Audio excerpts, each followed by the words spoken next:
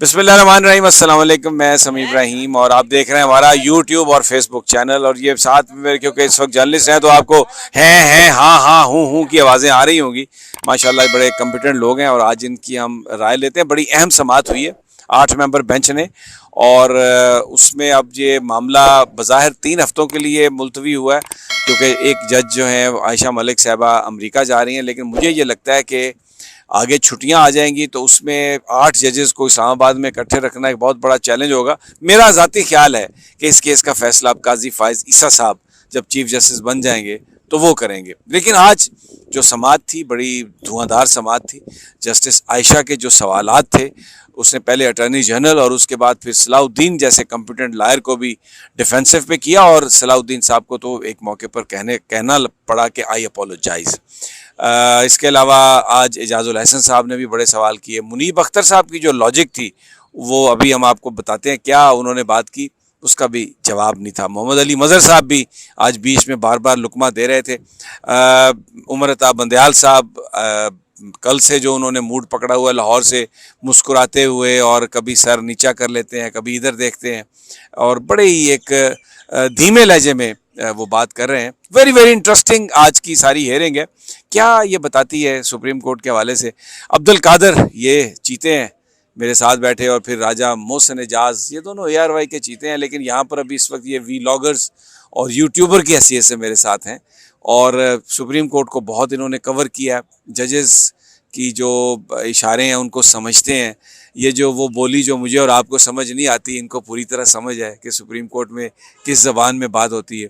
ज़रा पहले अब्दुल कादर से तजिया लेते हैं। अब्दुल कादर, आज आप थे कमरे अदालत में, तो ये बयान फरमाइए कि ये सवाल बड़े हुए और जो अटॉर्नी जनरल साहब जिस पॉइंट पर एम्फसाइज कर रहे थे उनके पास इसका कोई जवाब नहीं था कि फिर ये क्राइटेरिया कैसे हो कि कौन सा बेंच होगा, कौन सा केस सुनेगा, किस साइल को ये इख्तियार होगा कि वो बेंच का, लार्जर बेंच का या फुल कोर्ट का अपील कर सके।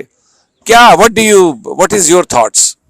समी साहब, मैं तो आज की जो समाअत हुई उसके बाद ये कहना चाहता हूँ कि आई विश के कमरा अदालत में एक लाइव कवरेज का इंतज़ाम हो, और जिस तरह से जजेस के सवाल आ जाएँ और जिस तरह से आगे कोशिश की जा रही थी कि उसको हैंडल किया जा सके, वो बड़ा इंटरेस्टिंग था। और ये सबको देखना चाहिए कि कमरा अदालत के अंदर क्या मौक़िफ़ है और कमरा अदालत के बाहर कितना डिफरेंस है। और प्लस ये कि आयशा मलिक, जस्टिस आयशा मलिक ने आज जिस तरह से क्वेश्चन रेज़ किए और जिस तरह से उनके दलाइल आए हैं सामने, रिमार्क सामने आए हैं, वो बड़े ज़बरदस्त है। मैंने बहुत कम देखा है ऐसे केसेस में। और उन्होंने जिस तरह से काउंटर किया है उनके फुल कोर्ट की इस्तदा को, अटॉर्नी जनरल के, और फिर जस्टिस मुनीब अख्तर के रिमार्क्स, चीफ जस्टिस के रिमार्क्स बहुत ज़बरदस्त थे। डिटेल तो आपको मोहसिन एजाज बताएंगे बिकॉज अदालती रिपोर्टर है, लेकिन वो जो जिस बारे में पूरा केस है कि जनाब 5 जजेस तशरीह कर सकते हैं मामले की, तो आज तो जजेस ने उनको गिनती बुला दी। उन्होंने कहा आप देखे तो सही आपके सामने कितने बैठे हैं, 8 जजेस तो आपके सामने बैठे हैं, और अभी भी आप कह रहे हैं कि फुल कोर्ट बनाया जाए, जबकि जिस बिल को लेके मामला यहाँ पर पहुंचा हुआ है वो बिल ही इस बारे में है कि 5 जजेस तशरीह कर सकते हैं। तो बड़ी इंटरेस्टिंग थी माजी के दलाइल, आगे के दलाइल, लेकिन कोई उनकी बात बनती नजर नहीं आई। अच्छा, मुझे लगता है लंबा खींचे के 3 हफ्ते की तो अच्छा मोहसिन, अटॉर्नी जनरल ने ये कहा कि ये बेसिकली इसलिए हम फुल कोर्ट कह रहे हैं कि क्योंकि ये पार्लियामान क्या कानून साजी कर सकती है या नहीं, और एक तरफ सुप्रीम कोर्ट है, दूसरी तरफ पार्लियामान है, तो उनका ये कहना था कि ये बड़ा अहम मसला है, इसलिए हमने फुल कोर्ट की बात की है। इस पर भी कमेंट करें, और बाकी जो प्रोसीडिंग हुई है जरा उसका भी। देखिए, जो सबसे इम्पोर्टेंट चीज़ है ना समीर साहब, वो ये कि आपके सामने जिस तरीके से कि जी वो पार्लिमानी कार्रवाई का और जो स्टैंडिंग कमेटी में डिबेट्स होती रही, इसके ऊपर पूरी बहस हुई, वो रिकॉर्ड जमा कराएं। आप क्या खबरें देख रहे थे कल से उस रिकॉर्ड की फराहमी के हवाले से? नहीं दे रहे? आज क्या कहा है अंदर? अटॉर्नी जनरल ने कहा है कि कल तक हम दे देंगे। कितने राब्तों का उन्होंने बताया? कितने लोगों से? 2 लोगों से उन्होंने कहा, बाज़ाब्ता राब्ता भी हुआ है, गैर रस्मी भी हुआ है स्पीकर ऑफिस से, कि हम कल तक, होपफुली, एग्जैक्टली वर्ड्स है जी, होपफुली कल तक दे देंगे। बाहर क्यों फिर इस तरह की बातें की जाती हैं और अंदर क्या होता है समीर साहब? ये बड़ा मेरे ख्याल में अब लोगों को पता चलना चाहिए कि कोर्ट के अंदर टोटली और बात हो रही है, बाहर और हो रही है। और बहरहाल सवालात जिस तरीके से आपने अपने इंट्रो में भी कहा, फिर अब्दुल कादिर ने भी बताया, बड़े अहम सवालात, बड़े अहम आइनी नुकात। मोअज़्ज़ज़ जस्टिस चीफ जस्टिस साहब की तरफ से, जस्टिस मुनीब अख्तर साहब की तरफ से, जस्टिस इजाजुल एहसन साहब की तरफ से और जस्टिस मुज़ाहिर अली अकबर नकवी साहब की तरफ से जो चीज़ें सामने आई, उन्होंने पूछा बताएं माजी में ऐसा कब कब हुआ। और फिर मुज़ाहिर अली अकबर नकवी साहब ने जो ये कहा कि आर्टिकल 191 की मौजूदगी में आप कैसे ऐसी कर सकते हैं, तो इसका भी कोई जवाब नहीं आया। जस्टिस आयशा मलिक के सवालात के भी जवाबात नहीं आए और उन्होंने कोई आई गेस 3 से 4 दफ़ा शायद रिपीट किया है मुस्लिम लीग नून के लॉयर से कि आप ये स्वीपिंग स्टेटमेंट्स ना दें। और उनको सलाहुद्दीन साहब को फिर इस पर माजरत करना पड़ी, उन्होंने कहा अपोलोजाइज। बैरिस्टर सलाहुद्दीन मतलब मेरे तो चंद जो इंतहाई फेवरेट वकील हैं, उनके आर्गूमेंट सुनने का हमेशा ही बड़ा मजा आता है। मैंने जस्टिस काजी फयाज ईसा साहब के रेफरेंस में उनके दलाइल सुने थे। अच्छा, ये मुझे बताएं, जो वो मुनीब साहब ने ये बात कही कि जब पार्लियामान ने इस ये जो कानून साजी जो अभी नाफिजुल अमल नहीं है, इस कानून साजी में भी उन्होंने कहा कि अगर 5 मेंबर बेंच अपील सुन ले तो मिनिमम 5 मेंबर बेंच सुने, तो अगर पार्लियामेंट 5 मेंबर बेंच पर अगर हम उसको तस्लीम कर लें उस बात को, और 5 मेंबर बेंच जो है वो पार्लियामान इज हैप्पी विद दैट, तो इस पे अब आप फुल कोर्ट क्यों मांग रहे हैं? यहाँ पे तो अभी 8 बैठे हैं, 5 से तो ज्यादा है। देखिए, फुल कोर्ट का मकसद समी साहब कभी भी ये नहीं है। फुल कोर्ट का मकसद सिर्फ ये है कि अब देखें, एक चीज़ आप हम अक्सर सुनते हैं अपने कोलीग्स, मुख्तलिफ सीनियर कोलीग्स से भी, जो साथी अदालती रिपोर्टर पिछले टाइम के, मतलब जो 97 में सजाद अली शाह एपिसोड के दौरान यहाँ थे जब अदलिया पर हमला किया गया, फिजिकल हमला किया गया समी साहब, ये तमाम चीज़ें उस वक्त भी हुई। तो ये बेसिकली हर किसी का ना खेलने का, क्रिकेट में हम कहते हैं यार उसका खेलने का तरीका ये है कि वो आके 10 बॉल्स लेता है, फिर वो इनिंग्स को आगे लेके चलता है। कोई होता है वो right from the word go मारना शुरू कर देता है। इसी तरह हर किसी का अपना स्टाइल होता है। तो मुस्लिम लीग नून का अदालत के साथ खेलने का स्टाइल ये है, डिवाइड एंड रूल। वो जो गोरों का रूल नहीं हुआ करता था, हम सुनते थे कि यार वो आए और उन्होंने डिवाइड एंड रूल किया। तो मुस्लिम लीग नून हमेशा से ही, आप 97 ऑनवर्ड्स जब भी देखें, आप चौधरी एतजाज एहसन साहब को अगर सुने, लतीफ़ खोसा साहब को अगर आप सुने, तो वो हमेशा यही कहते सुनते हैं, हमने यही कहते हुए वो हमें सुनने को उनसे मिलता है कि यार ये लड़वाते हैं जजेस को आपस में, जजेस पर हमले करते हैं। और आयशा मलिक साहब ने तो ये कहा कि आप फुल कोर्ट जो है बेसिकली इसलिए बात कर रहे हैं कि जो इंटरनल हमारे जो मामलात हैं उसका बेनिफिट आप उसका लेना चाहते हैं, आप शायद समझते हैं, और ये फिर आप क्या कुछ बेंच पर आप एतमाद का इजहार करते हैं।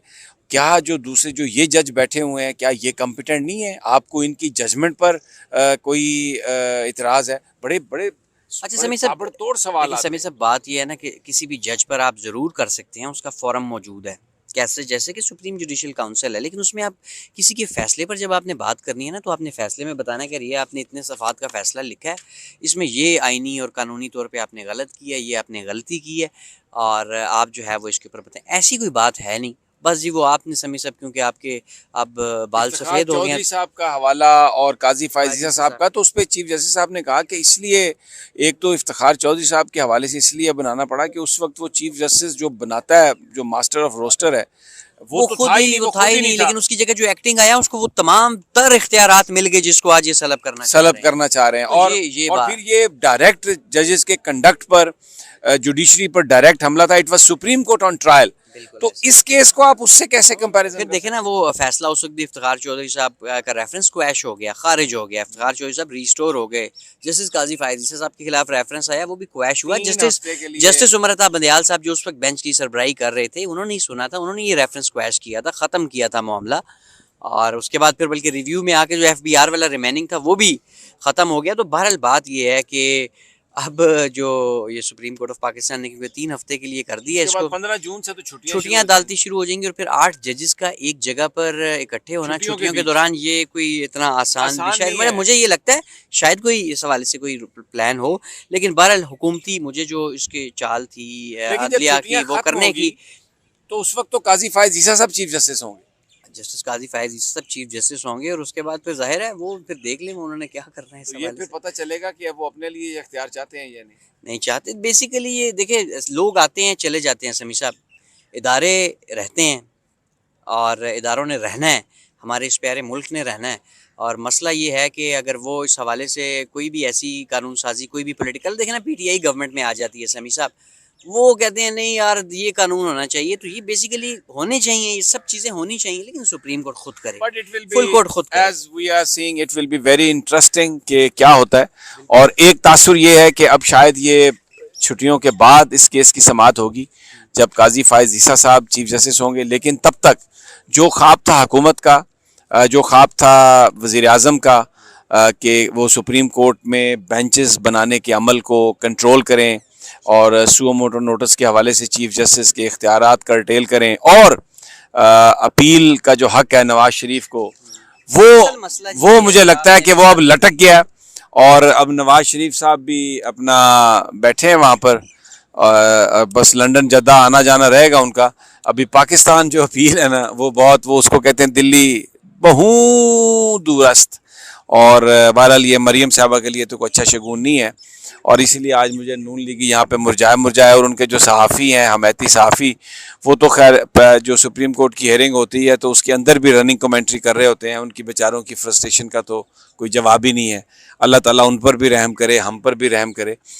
मैं सुप्रीम कोर्ट से इजाज़त चाहता हूँ अब। लेकिन एक बड़ा सवाल है, अभी सुप्रीम कोर्ट ने इस हवाले से कुछ नहीं किया कि क्या तौहीन अदालत के मामलात पर और इलेक्शन पंजाब में कराने के मामलात पर कोई नया फैसला आएगा।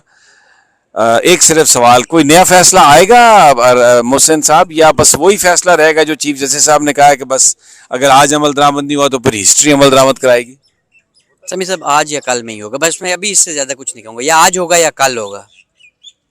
पुरुमीद है कि आज होगा या कल। और हम यहाँ पर बैठे हैं सुप्रीम कोर्ट ऑफ पाकिस्तान में, आपको ताज़ा तरीन खबरें देते रहेंगे। लेकिन आज का दिन जो है नवाज शरीफ साहब के लिए कोई खुशी नहीं लेके आया, और वो बस उनको चाहिए 2-4 कप कॉफ़ी के और पिए। कमेंट कर दूं, ये केस इस पूरे मुल्क में, चाहे वो कोई पार्लियामेंट में कुछ हो रहा है, सुप्रीम कोर्ट कुछ में हो रहा है, टीवी चैनल्स पे बैठकर कुछ हो रहा है, हर बंदा ही नवाज शरीफ की खुशी के लिए कोशा है। नहीं, हर पावरफुल आदमी और अमीर आदमी, आम आदमी जो है 22 करोड़ का मुल्क है, 23 का, उसमें 18 करोड़ तो नहीं उनके बारे में बात नहीं मिल रहा जी, पीने का आटा आपको नहीं मिल रहा इस मुल्क। मतलब आप देखें क्या महंगाई की सिचुएशन है। पेट्रोल 300 रुपया लीटर हो गया है, नियरली जस्ट अंडर 300। तो आप देखें ना हालात। ये वो मसाइल राजा साहब, ये हैं हमारे मसाइल। अब क्या हम करें? लेकिन हल क्या है? नवाज शरीफ जी खुश करना है। अल्लाह खैर करसी, अल्लाह को खुश करना हमारा मकसद होना चाहिए। ये पीछे सुप्रीम कोर्ट की बिल्डिंग है, ये आपको मैंने झंडा दिखाया, लहरा रहा है आज भी, और इंशाल्लाह जल्द आइन और कानून का झंडा भी लहराएगा। इजाज़त दीजिए and stay tune to our channel, क्योंकि मेन स्ट्रीम जो है वो आपको खबर नहीं देगा, खबर हम आपको देंगे। अल्लाह ने के बाद।